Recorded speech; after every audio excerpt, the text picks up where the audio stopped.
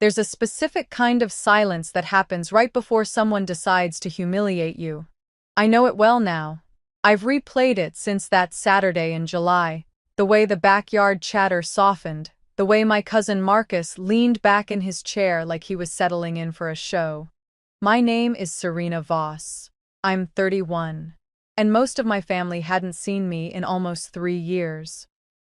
The reunion was held at my Uncle Dale's property in Knoxville. 7 acres of lawn, a converted barn, and long tables dressed in checkered cloth like they were trying to make ambition look humble.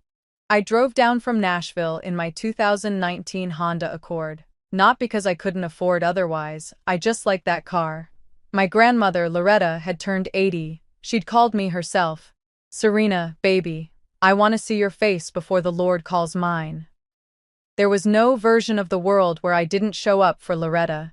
Everyone was already there when I arrived. That was intentional. My cousin Brianna spotted me first. 29, dental hygienist, newly engaged to a man named Todd, who owned 3 Subway franchises. She had the particular talent of making a warm greeting feel like a threat assessment. "Serena, oh my God, you look tired. Are you eating?" Grandmother Loretta found me seconds later and wrapped her small arms around me like she was holding me together from the outside. She smelled like talcum powder and something I couldn't name, something that just meant safe. The afternoon moved in waves of food and obligation until Marcus stood up near the food table with his cup raised like it was a champagne flute. "Y'all, I think we should go around and share. What are we doing? Where are we? Let's celebrate each other." Scattered applause. And so it began. Brianna led with her engagement and a Cancun trip. Todd talked about his Subway locations for 4 uninterrupted minutes. My cousin Deshaun had finished his second master's degree. His wife, Tamara, had been featured in a local magazine. Aunt Renata announced her son Jerome was in medical school. She said it while looking around the table like she was collecting debts. Uncle Dale mentioned a land deal in Chattanooga. The number 400,000 surfaced, and several people made the face you make when you're impressed, but also slightly offended. I sat with my hands around my iced tea and watched the spotlight move around the table like a clock hand. I knew exactly when it would reach me. Marcus made sure it reached me with force. And then there's Serena. His voice was easy, his smile was wide. Who, if I'm not mistaken, is still doing the freelance thing? He actually put it in air quotes, 2 fingers on each hand. Brianna tilted her head with that sympathetic cringe that isn't sympathetic at all. "Are you still in that apartment near the bus station?" "Near downtown," I said. Quiet. Even. Todd, genuinely curious, asked what I freelanced in. "Consulting," I said. Marcus repeated it back the same way he'd said freelance, with that particular tone that turns a word into a punchline. "Last time I talked to your mom, she mentioned you'd been moving around a lot, between places." "I travel for work." Right. He sipped his drink. "Look, no shame. We all got our timeline." No shame. The classic move. The dismissal wrapped in grace. The way you shrink someone and then immediately protect yourself from being called a bully by claiming generosity. Aunt Renata leaned forward. "Serena, honey, are you stable, though, financially? Because Dale's friend has a property management company?" "I'm fine, Aunt Renata." The table had the quality of held breath, people watching something happen and quietly relieved it wasn't happening to them. Only Grandma Loretta looked at me directly, with those clear, patient eyes that had seen 80 years of people making fools of themselves. She didn't say a word. She just waited. So did I. Here is what I could have said.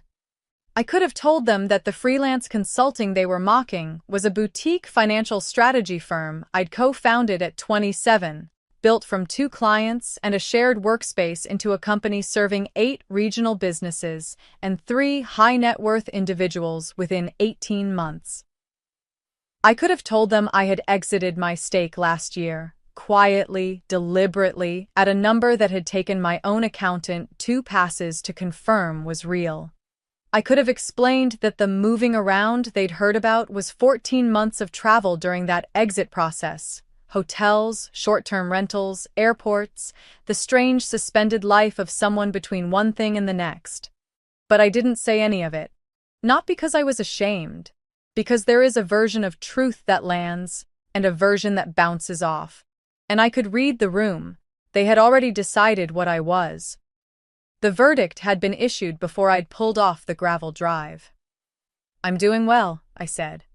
"I'll share more when there's more to share." Marcus made a small sound, somewhere between amusement and pity. Brianna called it a very zen attitude, in a voice that did not mean zen as a compliment. The conversation moved on. I spent the rest of the afternoon near Loretta in the shade of a big oak tree. She watched the yard while the kids chased each other through sprinklers. "You're not going to say anything?" she asked quietly. "Not yet." She made a small sound. "You're like your grandfather. He let people finish talking before he responded." A pause. Drove me half crazy. "You taught me patience," I said. "I taught you restraint," she corrected. "Patience is waiting. Restraint is choosing when." She patted my hand once. That was the end of it. The heat pushed everyone inside by late afternoon. We clustered around Dale's kitchen island, music playing, children winding down, adults looser on their third drinks. Marcus was deep into a story about a work negotiation he'd apparently won single-handedly when Brianna's fiancé Todd looked up from his phone. "Hey, Serena, is this you?" He turned the screen toward me. A LinkedIn trade feature published 8 months ago that I hadn't shared or promoted. Public, though. Apparently the algorithm had surfaced it. The headline read, "From Solo Operator to Eight-Figure Exit. How Serena Voss Built a Financial Strategy Firm in 4 Years." The room went quiet. Not loud quiet, real quiet, the kind where air gets pulled in before sound arrives. Brianna took the phone from Todd slowly, read it, looked at me. Marcus stood up straighter. "8 figures," Todd said, not unkindly, just processing out loud. "That's 10 million plus. That's the range, right?" "The article is a bit old," I said. "But yes, that's the range." I want to be honest about what I felt in that moment. People expect triumph, the compressed, private satisfaction of watching the people who dismissed you recalibrate in real time. And yes, there was a version of that. I won't pretend otherwise. But the louder thing was closer to clarity, because none of them had to be cruel to me. That was a choice. Marcus's air quotes, Brianna's tilted head, Renata's casually offered job listing. All choices. The money didn't change what those choices revealed. It just made the revelation visible to people who hadn't been paying attention. Marcus was the first to speak. "You sold the company?" "I exited my stake, yes." "When?" "Last year." A pause with weight. "Why didn't you say something?" I looked at him. "You didn't ask." That landed. He opened his mouth and closed it, because he knew it was true. None of them had asked.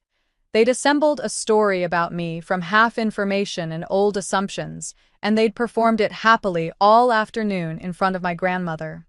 Jerome, the medical student, who I'd always genuinely liked, said quietly, "Serena, that's incredible. Congratulations."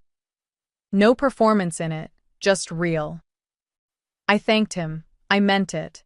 Renata looked genuinely embarrassed. Not the performative kind, but the real kind, where someone sees themselves from the outside for a moment and doesn't like the view. She looked down at her plate and stayed there. Brianna found me near the end of the evening at the edge of the yard, sun finally low enough to be gentle. "I was kind of a jerk earlier," she said. "Kind of," I agreed. She laughed, embarrassed, real. "I didn't know." "You didn't need to know," I said. "That's the point. You were unkind before the information. The information doesn't change what that was." She went quiet. Nodded once. There wasn't much to add. I found Loretta near the barn as cars started warming in the driveway. Fireflies were beginning to surface in the long grass. I sat beside her. "You handled that well?" she said. "Todd found the article. I didn't handle anything." "You handled what came after." She paused. You could have said something earlier, when Marcus was performing. I know. Why didn't you? I thought about it. Because you can't make someone see you. They have to get there themselves. She considered this. Then, and now they've gotten there. Some of them. She took my hand the way she had when I was a girl, grip still certain. Your grandfather would have liked who you became, she said. He had no patience for people who mistook noise for substance. I drove home late, windows down, radio off, dark Tennessee countryside moving past me on both sides. I didn't replay the afternoon with satisfaction. I didn't call anyone. I just drove and thought about my grandmother's word, restraint, and the difference between proving yourself and simply being yourself. The family would talk about that reunion for years. But what they'd remember would depend on what they chose to carry. Marcus's performance, or his silence after. Brianna's cruelty, or her apology. The moment the truth arrived, or the hours before it when they were comfortable deciding who I was.